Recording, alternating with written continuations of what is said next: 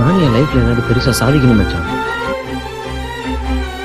நீ எதல்டா சாதிப்ப? உனக்கு என்ன தெரியும்? நான் நல்லாவும் படிக்கல. ஸோ ஒரு மாதிரி சுமாராக படிக்கும் பொழுது என்னன்னா நிறைய முடியாது, வராது, தெரியாதுன்ற வார்த்தையை கேட்டு கேட்டு வளர்ந்தேன் நான். அப்போ விட்டுட்டேன். இப்போ தோணுது ஜெயிக்கணும்னு. முடியாதா கோச்? அப்போ நாங்கெல்லாம் வேஸ்டா? எங்களெல்லாம் ஜெயிக்கவே முடியாதா?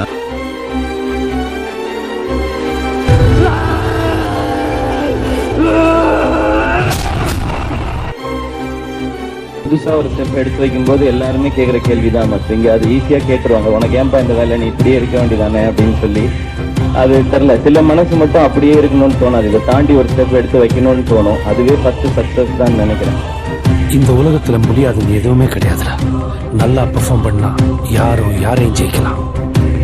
இங்க திறமை இல்லாத மனுஷங்களே கிடையாது. ஜெயிக்கும் போது ஒரு அணியா நிக்கிற மாதிரி தெரியும், தோக்கும் போது தான் தனியா நிக்கிறோன்றது புரியும்.